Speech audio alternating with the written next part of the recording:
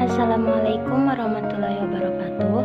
Sekarang saya akan membahas materi tentang perluasan penggunaan daftar trigonometri pada mata kuliah Kapital Selekta Matematika Geometri dengan dosen pengampu Ibu Atin Warmi, MPD. Dengan identitas penyusun yaitu saya sendiri, Siti Wasila Juniak dengan NPM 20106310537 dari kelas 3B Program Studi Pendidikan Matematika Fakultas Keguruan dan Ilmu Pendidikan Universitas Singapura Bangsa Karawang tahun ajaran 2021. Sebelum masuk ke materi trigonometri, saya akan menjelaskan sedikit tentang sejarah trigonometri. Trigonometri berasal dari bahasa Yunani, yaitu ada kata trigonon yang artinya 3 sudut dan metron yang artinya mengukur. Trigonometri adalah sebuah cabang matematika yang mempelajari hubungan yang meliputi panjang dan sudut segitiga. Bidang ini muncul di masa Helenistik pada abad ke-3 sebelum Masehi dari penggunaan geometri untuk mempelajari astronomi. Dalam matematika, Abu Al-Wafa mempunyai peran di bidang trigonometri, yaitu menemukan rumus dasar trigonometri. Namun yang dikenal sebagai bapak trigonometri adalah Al-Battani, yang lahir dengan nama yaitu Abu Abdullah Muhammad bin Jabir ibnu Sinan Ar-Raqi Al-Harani As-Sabi Al-Battani. Ia lahir sekitar tahun 858 Masehi di Haran, Turki. Di sini ada pengertiannya. Pembahasan mengenai trigonometri berkaitan dengan ukuran sudut, yaitu derajat, radian, dan putaran. Trigonometri merupakan sebuah cabang matematika yang berhadapan dengan sudut segitiga, yaitu dengan grafik fungsi-fungsi pembentuknya.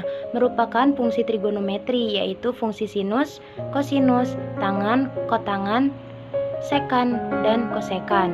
Dalam grafik fungsi trigonometri, sudut yang akan dipakai yaitu 0 derajat sampai dengan 360 derajat. Untuk setiap sudut X hanya ada satu nilai sin X, cos X, dan tan X. Maka sin, cos, tan masing-masing disebut fungsi yang memetakan himpunan sudut ke himpunan bilangan real.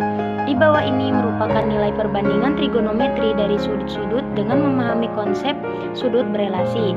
Nah, berikut gambarnya. Yang pertama ada pengukuran sudut. Pengukuran sudut merupakan salah satu aspek penting dalam pengukuran dan pemetaan kerangka maupun titik-titik detail. Sistem besaran sudut pada pengukuran dan pemetaan terdapat 1. Sistem besaran sudut seksagesimal, 2. Sistem besaran sudut sentisimal, dan yang ketiga sistem besaran sudut radian. Dasar untuk mengukur besaran sudutnya seperti suatu lingkaran yang dibagi menjadi 4 bagian yang dinamakan kuadran, yaitu ada kuadran 1, kuadran 2, dan kuadran 4. Di bawah ini ada rumus-rumus yang berhubungan dengan pengukuran sudut. Selanjutnya ada perbandingan trigonometri pada segitiga siku-siku.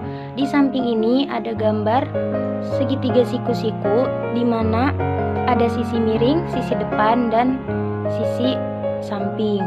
Untuk definisi perbandingan trigonometri sudut siku-siku pertama adalah sinus alfa sama dengan depan per miring sama dengan B per A sama dengan AC per BC.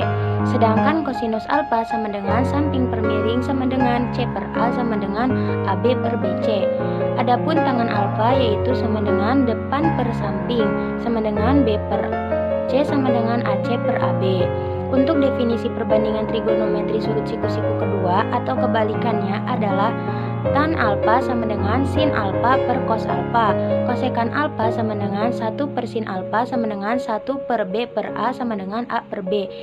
Sekan alfa sama dengan 1 per cos alfa sama dengan 1 per C per A sama dengan A per C. Sedangkan yang terakhir yaitu kotangan alfa sama dengan 1 per tan alfa sama dengan cos alfa per sin alfa sama dengan C per A. Selanjutnya ada nilai perbandingan trigonometri untuk sudut istimewa. Nah, gambar ini gambar yang pertama yang sebelah kiri yaitu nilai perbandingan trigonometri yang pertama. Sedangkan gambar yang kedua atau sebelah kanan yaitu nilai perbandingan trigonometri yang kedua atau kebalikannya. Selanjutnya ada materi identitas trigonometri. Dilansir dari Top Shelf Trigonometry 2003 oleh Joseph Caruso dan Brian Sullivan, identitas trigonometri merupakan suatu relasi yang melibatkan fungsi trigonometri yang berlaku untuk semua nilai sudut yang didefinisikan fungsinya. Identitas trigonometri berguna untuk yang pertama, menyederhanakan persamaan yang rumit, yang kedua, menuliskan suatu fungsi dalam bentuk fungsi lainnya, yang ketiga, membuktikan identitas lain, dan yang keempat, menyelesaikan persamaan trigonometri. Di samping ini ada rumus-rumus untuk identitas trigonometri dan di bawahnya rumus persamaan identitas trigonometri. Nah, berikutnya ada tabel nilai sudut istimewa trigonometri dari 0 derajat sampai dengan 360 derajat beserta hasil-hasilnya. Bisa kalian hafal tabel berikut ini. Materi trigonometri selanjutnya yaitu trigonometri dalam kuadran. Kuadran 1 memiliki rentang sudut dari 0 derajat sampai dengan 90 derajat dengan nilai sinus, kosinus, dan tangannya positif. Sedangkan kuadran 2 memiliki rentang sudut dari 90 derajat sampai 180 derajat dengan nilai kosinus dan tangan negatif sedangkan sinusnya positif. Kuadran 3 memiliki rentang sudut dari 180 derajat sampai 270 derajat dengan nilai sinus dan kosinus negatif, tangannya positif. Yang terakhir, kuadran 4 memiliki rentang sudut dari 270 derajat sampai dengan 360 derajat dengan nilai sinus dan tangan negatif, sedangkan kosinusnya positif. Di bawah ini rumus-rumus dari kuadran 1, kuadran 2, kuadran 3, dan kuadran 4. Bisa kalian pelajari dan pahami. Selanjutnya ada grafik fungsi trigonometri untuk sinus. Untuk menggambar grafik Y sama dengan sin X, terlebih dahulu kita membuat tabel dan menentukan beberapa titik selang dari 0 derajat sampai 360 derajat. Nah, di bawah ini nilai dari titik selang tersebut. Koordinat titik-titik dalam tabel digambarkan dalam sistem koordinat kartesius, kemudian dihubungkan sehingga diperoleh sketsa grafik Y sama dengan sin X berikut. Nah, di bawah ini adalah sketsa grafiknya. Fungsi trigonometrinya fx sama dengan sin x, domain x-nya R dan rank fx-nya selang min 1,1. Grafik fungsi untuk kosinus juga tidak berbeda jauh dengan grafik fungsi sinus. Kita membuat tabel terlebih dahulu, menentukan titik selang 0 derajat sampai 360 derajat dan akan menghasilkan nilai. Kemudian kita gambarkan sistem koordinat kartesius lalu hubungkan titik-titik tersebut agar diperoleh sketsa grafik Y sama dengan cos X yang seperti di bawah ini. Fungsi trigonometrinya fx sama dengan cos X, domain x-nya R, dan rank fx-nya selang min 1,1. Untuk grafik fungsi trigonometri tangan juga sama. Kita buat tabel terlebih dahulu yaitu titik selang 0 derajat sampai 360 derajat dan ada nilainya seperti tabel di bawah ini. Kemudian koordinat titik-titik dalam tabel tersebut digambarkan dalam sistem koordinat kartesius lalu dihubungkan agar membentuk sebuah sketsa grafik Y sama dengan tan X. Sketsanya di bawah ini. Fungsi trigonometrinya fx sama dengan tan X, domain x-nya R dikurang 2n ditambah 1 dikali V per 2. Dan rank fx-nya yaitu selang min akar 3, akar 3. Berikutnya ada grafik fungsi trigonometri kosekan. Di bawah ini ada sketsa gambar grafik Y sama dengan kosekan X, di mana domainnya itu semua bilangan real kecuali kelipatan pi. Ranknya itu X kurang dari sama dengan min 1 atau X lebih besar sama dengan 1. Asimtotnya X sama dengan semua kelipatan pi. Grafik fungsi trigonometri sekan. Di bawah ini ada gambar sketsanya grafik Y sama dengan sekan X, di mana domainnya semua bilangan real kecuali kelipatan pi ditambah pi per 2. Ranknya itu X kurang dari sama dengan min 1 atau X lebih dari sama dengan 1. Asimtotnya semua bilangan real kecuali kelipatan pi ditambah pi per 2. Yang terakhir yaitu grafik fungsi trigonometri kotangan.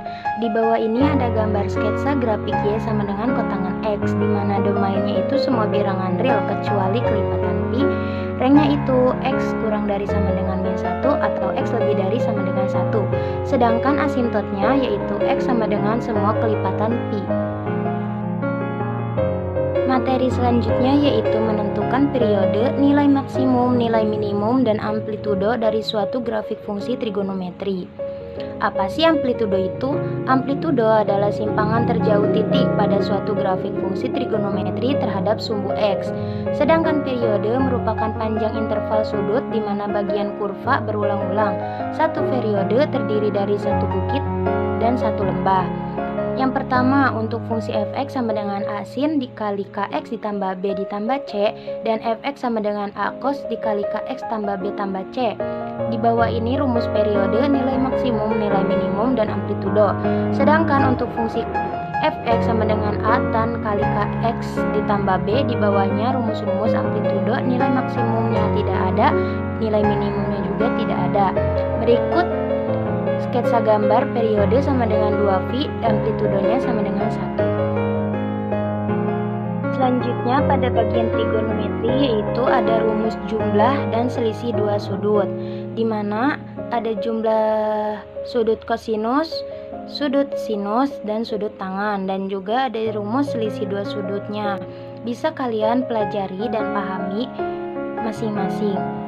Lalu ada rumus trigonometri untuk sudut dua rangkap. Di bawah ini ada rumus-rumusnya juga, bisa kalian pahami juga. Nah, selanjutnya kita masuk ke contoh soal.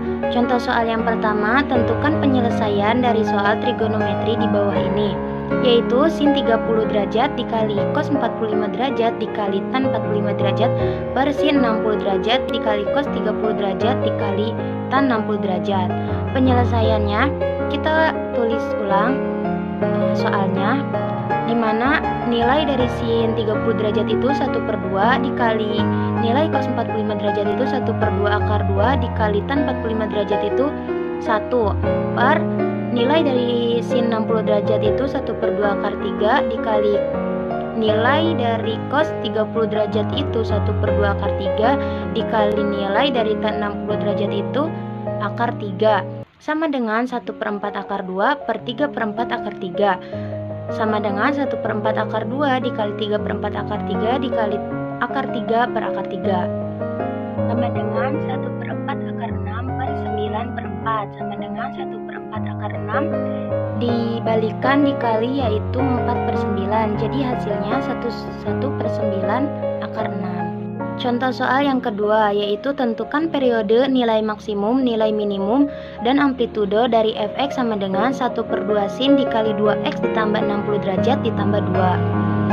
Penyelesaiannya diketahui di mana fx-nya itu 1/2 sin dikali 2x ditambah 60 derajat ditambah 2. 1/2-nya itu sebagai A, 2-nya sebagai K, 60 derajatnya sebagai B, 2-nya lagi sebagai C. Rumus periodenya yaitu 2V per mutlak K. Kita masukkan semua nilainya dan menghasilkan V, karena 2 dibagi 2 itu sisa 1. Nilai maksimumnya itu 2, 1/2, nilai minimumnya 1/2, dan amplitudonya itu 1/2. Contoh soal nomor 3, di mana diketahui sekannya itu 45 derajat. Berarti kita menggunakan rumus sekan X sama dengan 1 per kosinus X. Kosinus X-nya diganti menjadi kosinus 45 derajat. Hasil dari cos 45 derajat itu 1/2, maka hasilnya itu 2. Contoh soal nomor 4, jika tan 5 derajat sama dengan P, tentukan tan 50 derajat. Penyelesaiannya, tan 50 derajat sama dengan tan 45 derajat ditambah 5 derajat, sama dengan tan 45 derajat ditambah tan 55 derajat per 1 dikurang tan 45 derajat dikali tan 5 derajat, sama dengan 1 ditambah P per 1 min P. Jadi hasilnya adalah sama dengan 1 ditambah P per 1 min P. Kita masuk ke contoh soal yang terakhir yaitu nomor 5. Perhatikan gambar di bawah ini. Nah, di sini ada gambar segitiga siku-siku di mana sisi miringnya itu belum diketahui. Maka pertanyaannya itu yaitu hitunglah nilai cos alfa pada segitiga tersebut. Penyelesaiannya, contoh soal perbandingan trigonometri tersebut dapat diselesaikan dengan mencari nilai C terlebih dahulu. Nilai C tersebut dapat ditentukan menggunakan konsep teorema Pythagoras seperti di bawah ini. C kuadrat sama dengan A kuadrat ditambah B kuadrat, di mana A-nya telah diketahui yaitu akar 12. Akar 12 kuadrat hasilnya 12 ditambah 2 kuadrat hasilnya 4. Jadi C-nya itu akar 16, di mana nilai dari akar 16 itu 4. Maka untuk menentukan cos alfa yaitu B per C atau sisi samping per sisi miring. B-nya itu 2 dan C yang kita dapatkan nilainya 4. Hasilnya 1 per 2. Jadi nilai cos alfa pada segitiga tersebut ialah 1 per 2. Sekian pemaparan materi trigonometri pada penayangan video saya kali ini. Kurang lebihnya mohon maaf bila ada kata dan tulisan yang salah. Semoga bermanfaat. Terima kasih. Jangan lupa ya like, comment, and subscribe.